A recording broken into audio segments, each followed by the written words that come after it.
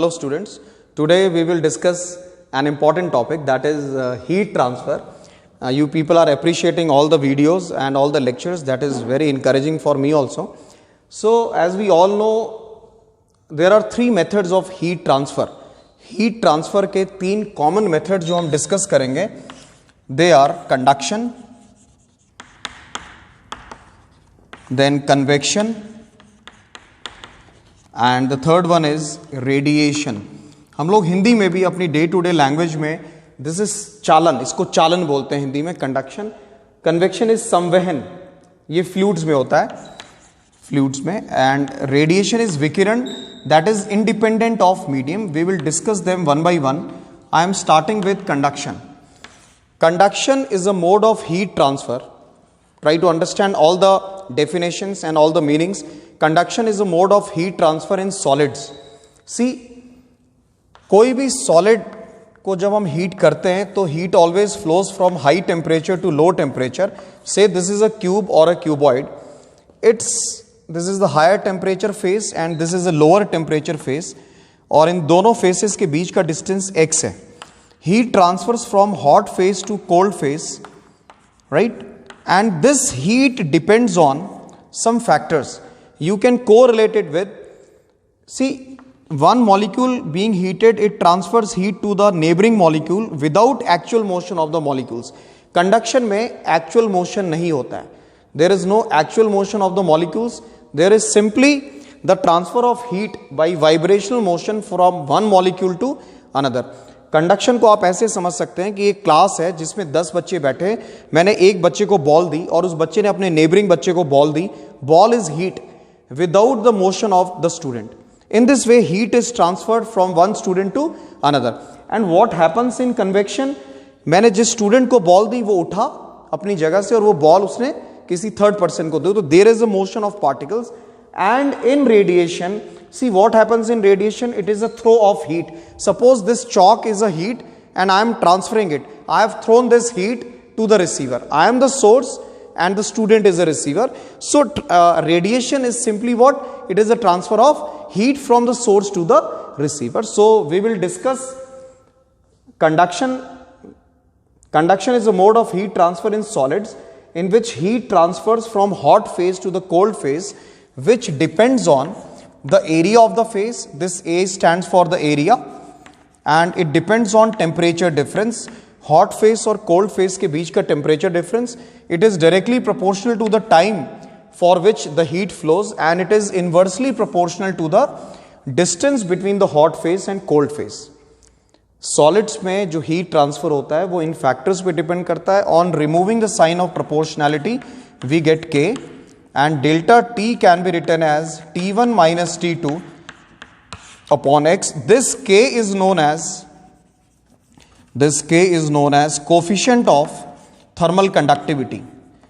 This K is known as coefficient of thermal conductivity, which depends on the nature of the conductor, जो कि nature of conductor पे depend करता है.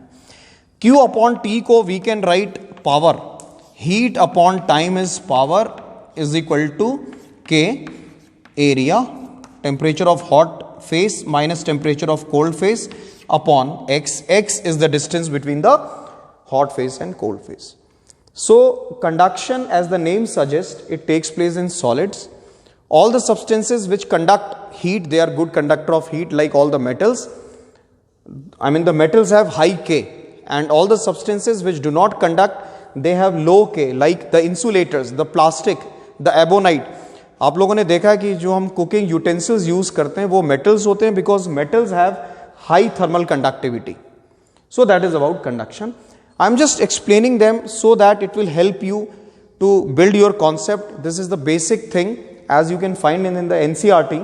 और इन्हीं कॉन्सेप्ट्स को यूज करके आप इसको डिटेल में पढ़ सकते हैं. अब convection is a mode of heat transfer in fluids. See when I say fluids means liquids as well as gases. Students, you can write the main things.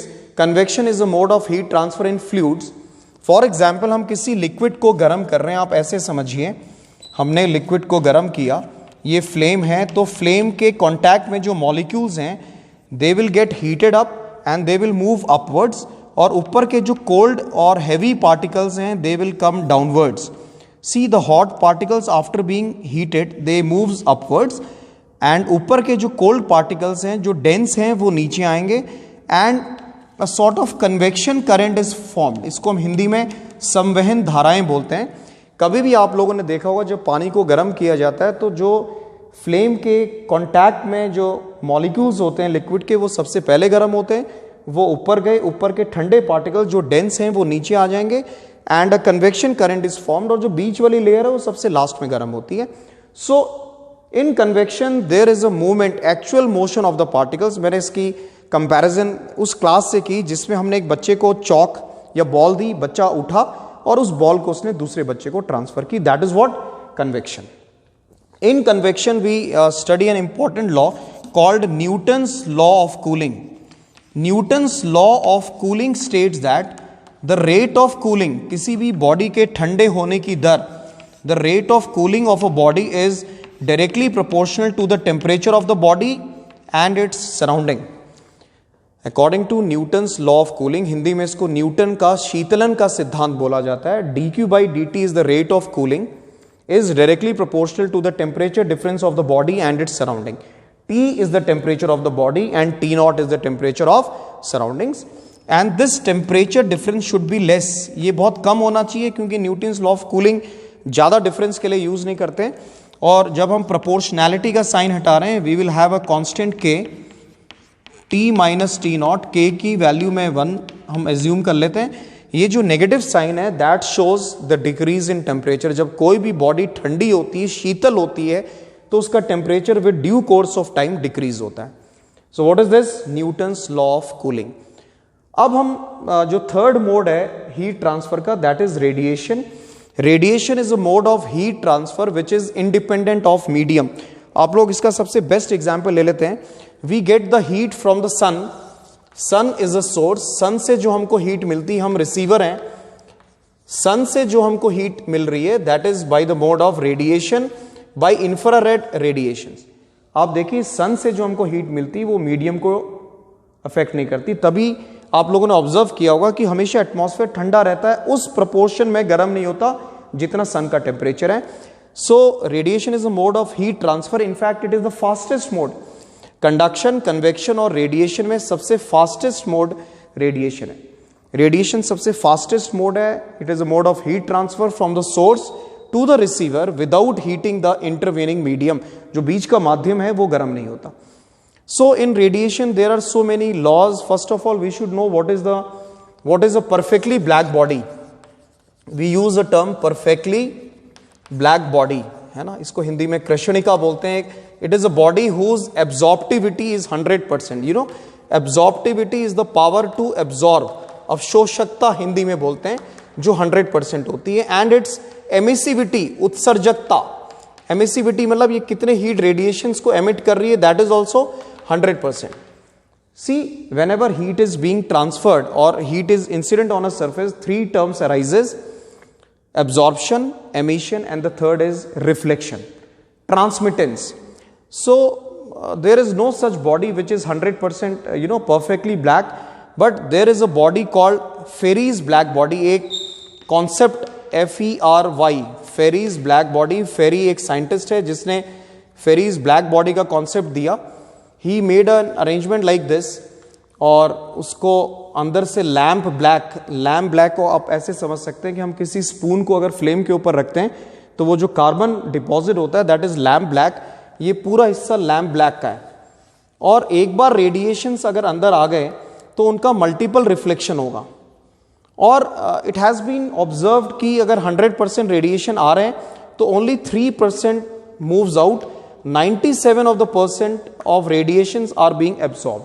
तो ये फेरीज ब्लैक बॉडी को हम nearly perfectly black body मान लेते हैं.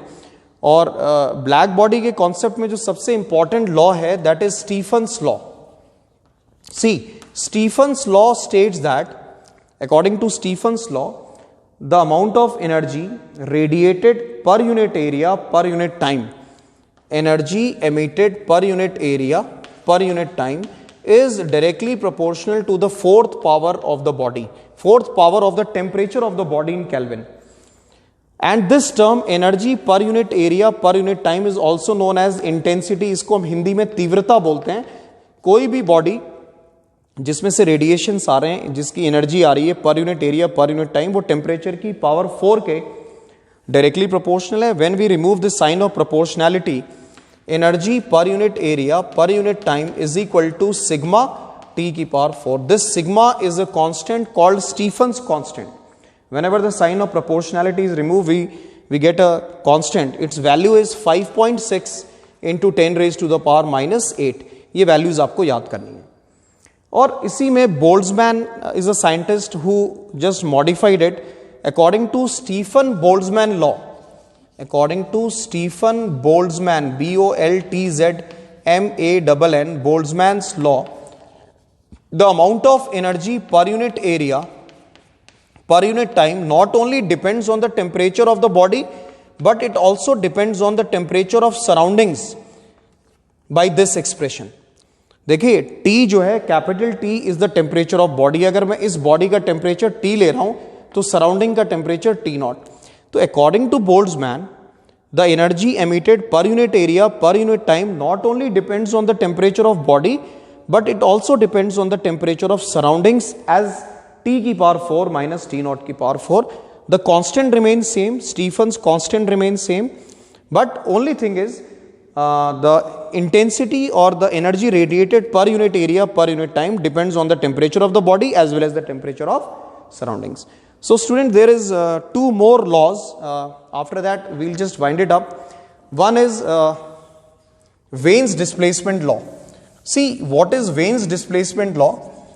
Wien is the name of scientist. According to Wien's displacement law, the wavelength of radiations at which energy is maximum, lambda is the wavelength at which energy radiated is maximum. This M stands for maximum, is inversely proportional to the absolute temperature of the body.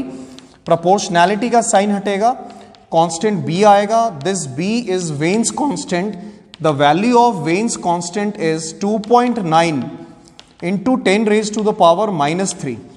Suppose we have two wavelength lambda 1 and lambda 2 at two temperatures T1 and T2. So this is the expression.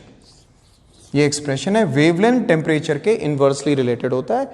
And using Wien's displacement law we can find the temperature of heavenly body. जैसे हम sun का temperature calculate कर सकते हैं, हम stars का temperature calculate कर सकते हैं without going there, you know. And even the Wien's displacement law explains the change in color of all the metals on being heated. जब किसी धातु को गर्म किया जाता है, आप लोगों ने ऑब्जर्व किया होगा, iron on being heated it shows various colour. You must have seen it shows red colour, then when it ultimately breaks it becomes whitish, isn't it? So that is based on Wien's displacement law. And there is one more law, last but not the least, that is Kirchhoff's law of heat radiation. Kirchhoff's law of heat radiation states that the ratio of emissive power to the absorptive power at a given wavelength is constant, and this constant is equal to emissive power of a perfectly black body. See, this E lambda stands for emissive power, A lambda stands for absorptive power. Her body की कोई भी conductor, semiconductor और insulator है, उसकी अपनी emissive power है, absorptive power है. According to Kirchhoff's law, the ratio of emissive power to the absorptive power of a perfectly black body is constant, and this constant is equal to emissive power of a perfectly black body, means E lambda is directly proportional to A lambda. इसका meaning है good absorbers are good emitters. जो अच्छे अवशोषक हैं वो अच्छे उत्सर्जक भी हैं. फॉर एग्जाम्पल आप लोग देखते हैं इन डेजर्ट्स, रेगिस्तान में the days are warmer and the nights are cooler. Reason being, दिन में जो सैंड है, रेत, वो हीट को एब्जॉर्व करती है, रात को एमिट करती है. So that was all about heat transfer. 3 modes of heat transfer: conduction, convection and radiation. Conduction takes place in solids, convection takes place in fluids. Convection is responsible for formation of monsoon, trade winds. Is that clear? Even the AC, blower, even the blood circulation, हमारे शरीर में जो रक्त का संचरण होता है, that is also based on convection. Convection को भी further हम लोग natural convection और artificial convection में classify करते हैं. So the third mode is radiation, जिसको विकिरण कहते हैं. It is independent of medium. और इसका सबसे जो अच्छा एग्जाम्पल है that is we get heat from the sun by the mode of radiation. Then Stefan's law, Stefan's Boltzmann law, perfectly black body, Wien's displacement law and Kirchhoff's law are the important concepts of heat transfer. Thank you, students.